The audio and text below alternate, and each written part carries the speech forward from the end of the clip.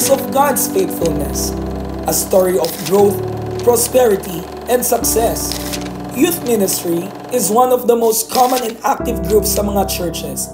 Sa VOV, meron kaming mga typical youth activities noon, like fellowships, conferences, and camps. Back in 2013, nag-organize ang VOV Youth Ministry ng conference entitled Youth on Fire. Nakaka-bless. Maraming dumalo na Saturday na yun. Kaya through Bishop Jerry and Pastora Beatrice, binigyan kami ng Lord ng mandate na simulan ang youth service. The following Sunday, through the leadership of then Kuya Sam, nagsimula na ang youth service. Katulad ng maraming sitwasyon at pangyayari, the beginning wasn't easy. Kinakailangan mag-build ng set of ministers and leaders na kikilos para sa afternoon youth service. The Lord also prompted us that we need a name for a youth group instead na youth ministry lang ang itawag. With all the prayer, fasting, and brainstorming, binigay sa amin ng Lord through Pastor Sam the word Tribe. Tribe comes with our youth armor, to grow, prosper, and succeed. We started big from all youths na umattend ng conference, and by the time goes by, only 30 to 50 attendees are sustained. And most of the time, mas marami pa yung ministers kesa sa attendees. Pero pinanghawakan ng bawat isa sa amin yung promise ng Lord at declaration ng pangalang Tribe to continue to serve the Lord through those people. Nagkaroon din ng plano for youth sa mga schools tulad ng San Antonio Elementary School na i-share ang word ni Lord through Campus Harvest. Dito, maraming mga students na umattend na ginanap sa Parañaque Sports Complex, and it was a successful event for Tribe. At dahil consistent ang service para sa kabataan, nagkaroon na rin ng mga training. Kaya nabuo ang new set of worship team na tinatawag na Team A. At sa ngayon ang tinatawag na Tribe Worship Team. Dito, natutunan nila gumamit ng mga instruments kasama na rin ang pagkanta. Praise God sa mga worship team na ginagamit ang kanilang talento for the ministry. Hindi lang worship team ang nagkaroon ng training, pati na rin sa ibang ministry like dance team, ushers, media team, tech team, para sa mga ka-Tribe na gustong makapaglingkod kay Lord. Every year, nagbibigay si Lord ng wisdom at mga strategies kay Pastor Sam at sa ating mga Tribe leaders. Kaya naman, nagiging successful ang ating mga Tribe anniversaries. Mula pa lang sa Youth on Fire Conference hanggang sa taon-taon na team na binibigay ni Lord gaya ng Aswan, Next Level, Higher, Eternity, Amazing, Intense. At syempre, ganun din ang ating team ngayong taon na Faithfulness. At dahil lumalawak ang Tribe service, nabuo na rin ang mga Tribe outreaches. Una na dito ay sa Tribe Laguna. It started February 2018 when Pastor Sam pioneered Tribe Laguna with the help of ministers sa centers and of course, the youth ministers of VOV Laguna kay Kuya Eric, Ate Sean at sa kasalukuyang Tribe leader na si Ate May. At dahil faithful sila kay Lord, they celebrated their 6th year anniversary last February.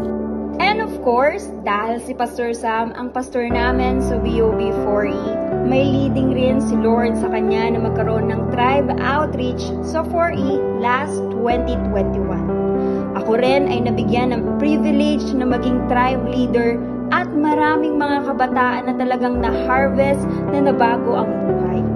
At ngayon, yung mga na-sustain ay nagagamit na sa ministry, hindi lang sa Tribe 4E kundi sa Tribe Center. Faithful si Lord sa buhay ng Tribe 4E dahil we are celebrating our 3rd year anniversary this upcoming July. Isa pa, nagkaroon rin ng Tribe Outreach sa Zapote last 2022 sa pangunguna ni Pastor Sam at isang privilege rin na magamit sa gawaing pangkabataan bilang Tribe leader. Talagang pinakita ni Lord na faithful siya sa mga kabataan sa Zapote dahil patuloy na nag-harvest at nabuo na rin ang worship team at nakapag-raise na rin ng mga cell group leaders at ministers sa Tribe. Ngayon, kami ay nasa 2nd year na ng Tribe Zapote. Dahil hindi lahat ng mga cell members ay nakaka-attend sa Tribe Service sa Center every Sunday, the Lord made a way para magbukas ng Tribe Outreaches this year 2024. Isa sa mga ito ay ang Tribe XP Munting Langit sa Munting Lupa. Once a month, first week ng Saturday, may gawain ng Tribe XP. And the Lord showed how faithful He is dahil maraming kabataan ang nakatanggap at nakakilala kay Lord. Speaking of Tribe XP, nagkaroon din ng Tribe XP Las Piñas para sa mga kabataan doon. Praise God dahil may mga bagong ka-tribe na umaattend at nagpapatuloy. Merong mga ministers din sa tribe na nagagamit sa iba't ibang tribe outreaches. Truly, the Lord is with us. Kaya every year, with so much enjoyment in molding our character, mga ka-tribe.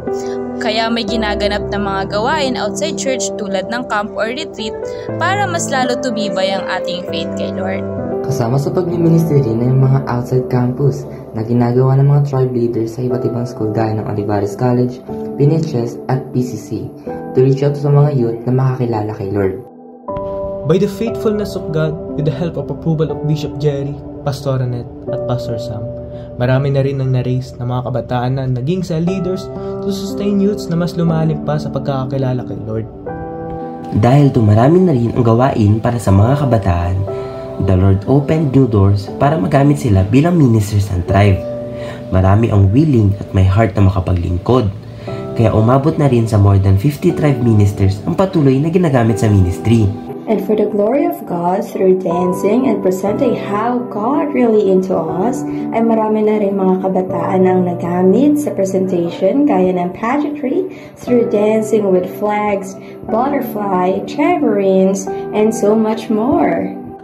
Also, not just through dancing ang move ni Lord, kundi through singing and playing instruments din. Kaya may ginaganap every year na bootcamp para sa mga kabataan na nagtitraining sa pagkanta at pagtugtog para mas ma-enhance ang skills nila at ipaggamit nila ito with a humble heart sa gawain ni Lord. Hindi lang sa atin mga ka-tribe, kundi kasama na rin ng ibang body of Christ. Through anointing, nakita rin sa body of Christ ang glory ni Lord sa tribe. Sa buhay ni Pastor Sam, na nasasama sa iba't ibang gawain sa iba't ibang church ang tribe, gaya ng Jesus Reigns, Pamilya Youth Proclaim, Celebrate Jesus, at iba pa. Ang success ng tribe ay nagsimula sa pagkakaroon natin ng heart for His people. Dito na buo ang pagkakonsolidate sa mga kabataan. God is faithful dahil may mga ka-tribe na nagbigay ng time and effort para mapuntahan ng mga kabataan na need ng guidance ni Lord. And praise God because God is still thriving with us na maabot at dumami pa ang mga kabataan na maging parte ng ating mas malaki at masayang pamilya ng tribe.